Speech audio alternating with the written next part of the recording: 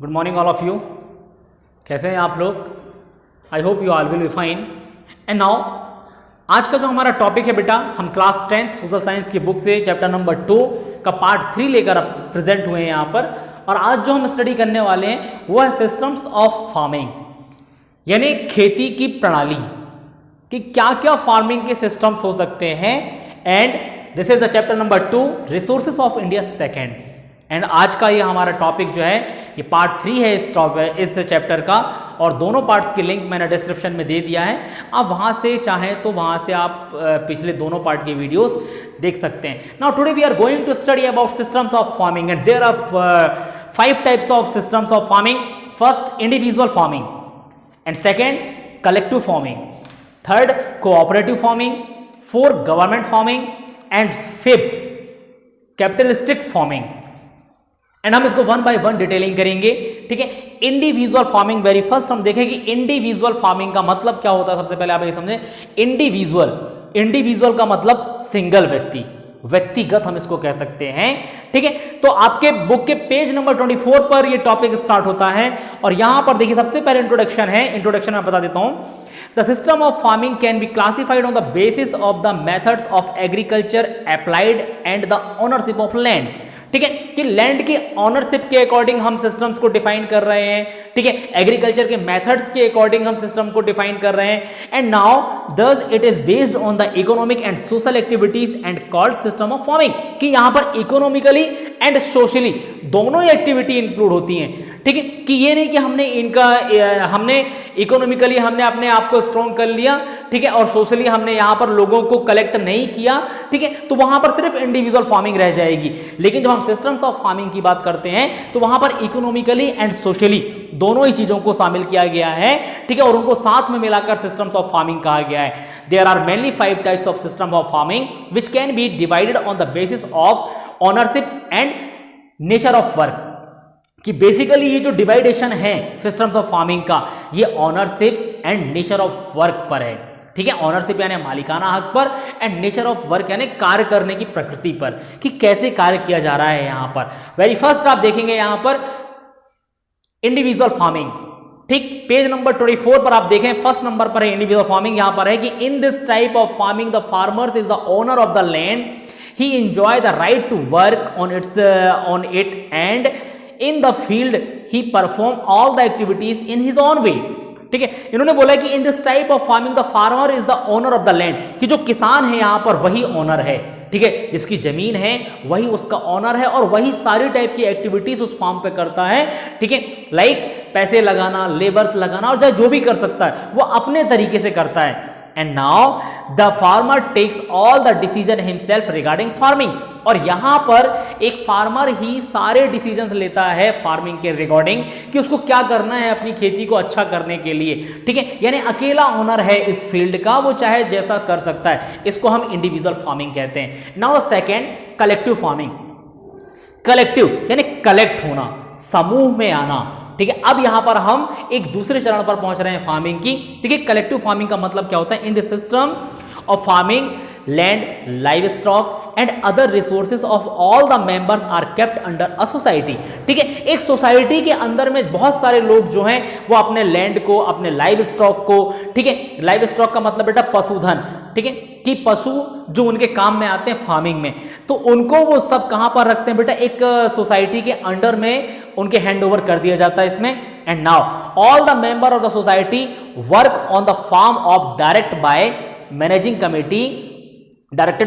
Committee of the society, और सारे member जो हैं जिनकी जमीन है, जिनके लाइव स्टॉक्स हैं, वो एक कमेटी के द्वारा डायरेक्टेड किए जाते हैं, कि एक कंपनी के अंडर में, एक सोसाइटी, एक कमेटी के अंदर में ये लोग वर्क करते हैं, ठीक है। जैसे यहां पर लिखा है कि all the member of the society work on the farm as directed by the managing committee of the society, की सोसाइटी की जो मैनेजिंग कमेटी है उसके डायरेक्शन में जो फार्म होता है वहां पर सारे मेंबर्स फार्मिंग करते हैं, ठीक है। ये तो कलेक्टिव फार्मिंग था, कि जहां पर लोग कलेक्ट होकर फार्मिंग कर रहे हैं। Now the third number cooperative farming. सबसे पहले आप कोऑपरेटिव का मतलब समझें कि क्या होता है, ठीक है।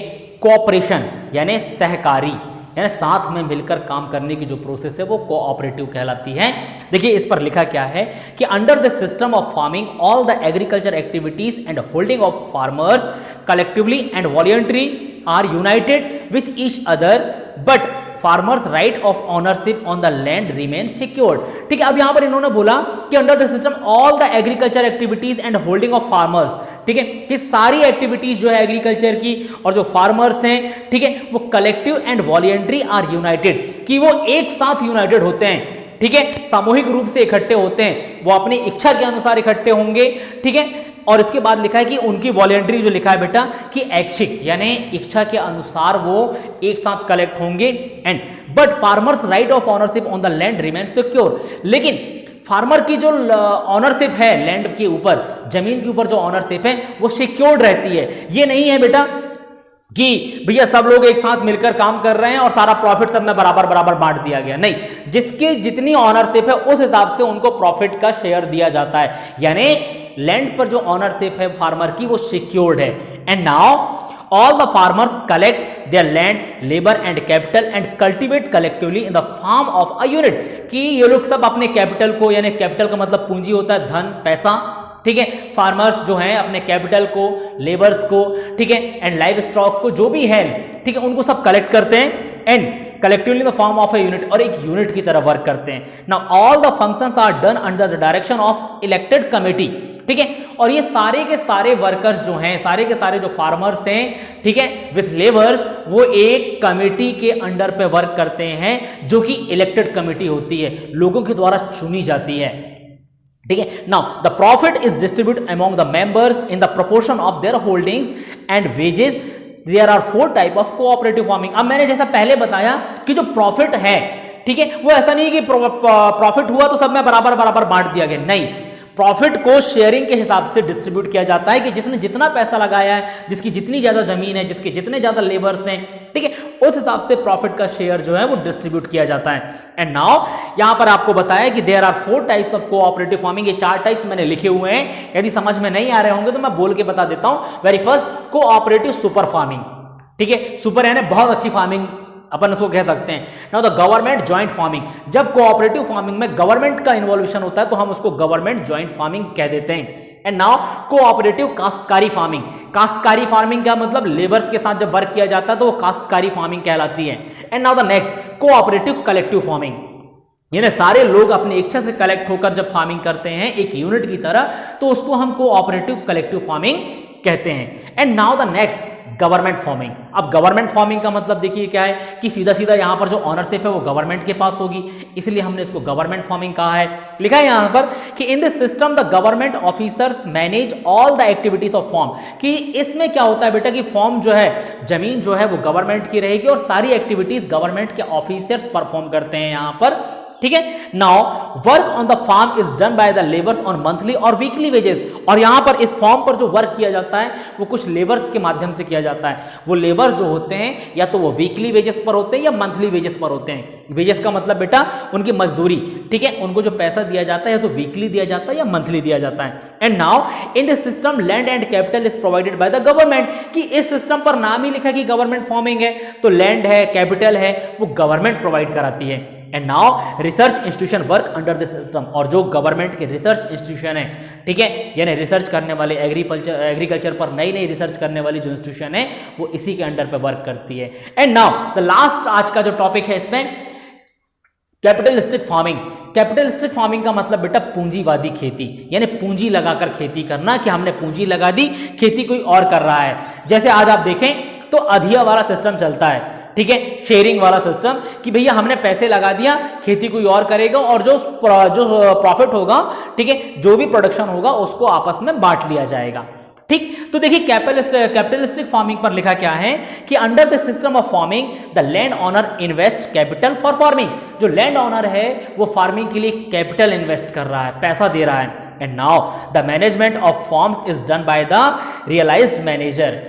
यहां पर जो लिखा है कि जो मैनेजमेंट है फार्म का वो एक रियलाइज्ड मैनेजर के द्वारा किया जाता है, यानी एक वेतन भोगी मैनेजर के द्वारा कि उसको वेतन दिया जाता है, वो फार्म का काम देखता है। And now the owner bear the loss और प्रॉफिट, और जो लैंड का ऑनर होता है वही प्रॉफिट और लॉस को बियर करता है, यानी वहां पर किसी की शेयरिंग नहीं होती है, ठीक है। प्रॉफिट जो होगा वो उसका होगा, लॉस जो होगा वो उसका होगा, ठीक। And now many industrialist such as those in sugar industry purchase land and grow sugarcane on it themselves, ठीक है। अब जैसे बहुत सारी इंडस्ट्रीज आप देखें, लाइक यहाँ पर एग्जांपल लिया शुगर केन का, ठीक है, कि शुगर केन की जो इंडस्ट्री है वो शुगर केन ऑनर जो है, शुगर केन इंडस्ट्री का जो ऑनर है वो कैपिटल लगा दिया लैंड के लिए, ठीक है। और यहाँ पर लिखा है कि purchase land and grow sugarcane on its themself, कि लैंड को परचेस किया, पैसा लगाया और वहां पर उन्होंने शुगर केन ग्रो किया। और यदि वहां पर प्रॉफिट होता है तो भी वो लैंड ओनर का होगा, और लॉस होता है तो भी वो लैंड ओनर की रिस्पॉन्सिबिलिटी होगी। लेकिन लैंड का जो काम देखते हैं वो वेतन भोगी मैनेजर होते हैं, कि उनको वेतन दिया जाता है, ठीक है। वर्कर्स होते हैं, उनको मंथली वीकली वेजेस दिया जाता है, ठीक है। उनका प्रॉफिट लॉस से कोई भी लेना देना नहीं है। जो प्रॉफिट होगा वो ऑनर का होगा, जो लॉस होगा वो ऑनर का होगा। तो आज का हमारा टॉपिक जो सिस्टम ऑफ फार्मिंग था वो यहाँ पर क्लोज हुआ।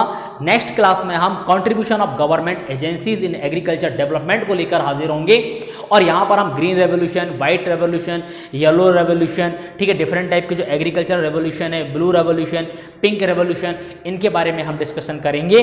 तो आज के लिए इतना ही। Thank you so much.